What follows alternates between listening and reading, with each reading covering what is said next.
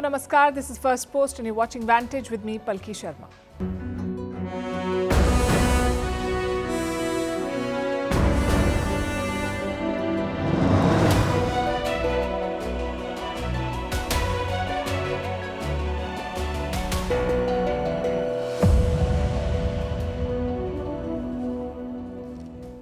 Tonight, we begin with Ukraine, where Russian attacks and domestic politics both are intensifying. Zelensky is firing his team 50% of his cabinet. What explains this churn in the middle of a war? We'll tell you all about it.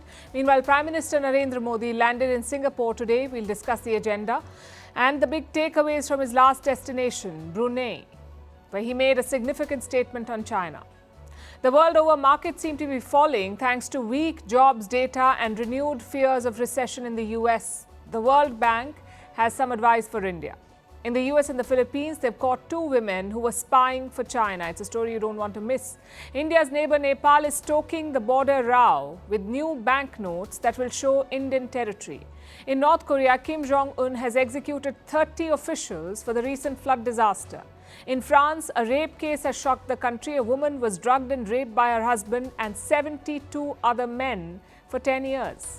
In Venezuela, President Maduro has declared an early Christmas. It's next month. We'll explain. In Eswatini, the king is taking his 16th wife, some 3 decades his junior. It's all kinds of problematic.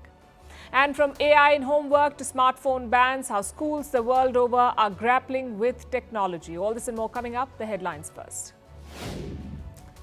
Egypt's President Abdel Fattah al-Sisi arrives in Ankara. Turkish President Recep Tayyip Erdogan receives him at the airport. In February, Erdogan had visited Cairo. Both countries are looking to mend ties after a decade of frosty relations. Row erupts over Hungary's new visa rules for Russians. Critics say it increases the risk of spying in the European Union. Budapest dismisses the fears as, and I'm quoting, political hysteria.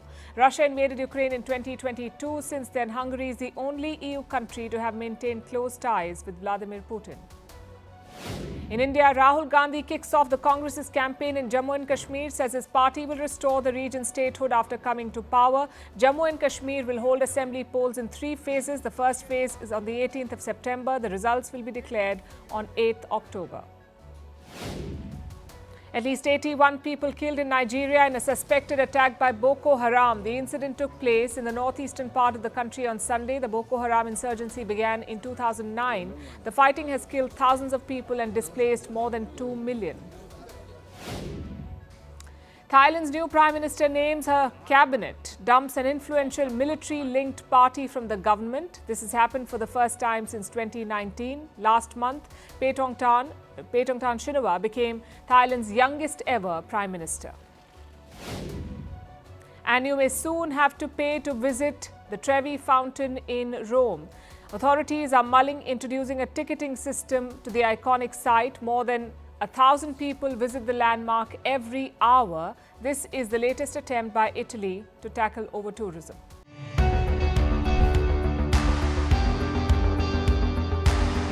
Across continents, one powerful news source. Bringing you diverse perspectives on the issues that matter.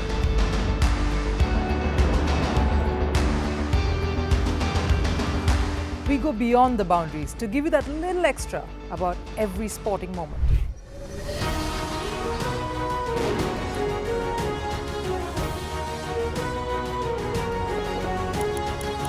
So thank you for making Firstpost 5 million strong. We're counting on your support, and you can trust us to bring you the news unfiltered and unvarnished.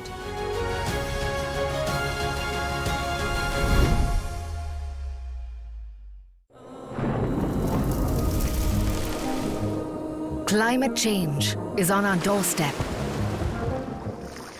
It's time for a revolution to take root. And it starts with 1.4 billion Indians. It starts with one tree for humanity, one tree for Mother Earth, one tree for a future.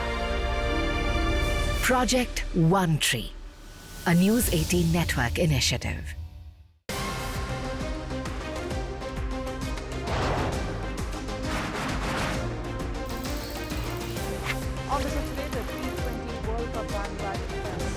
cross to the West Indies. What can we expect from this? Hello, I'm Alison Green, coming to you from Durban, South Africa. Today we have a special Start with a report on India's shifting nuclear posture. The first time since India officially became a nuclear power. Hello and welcome to Firstpost.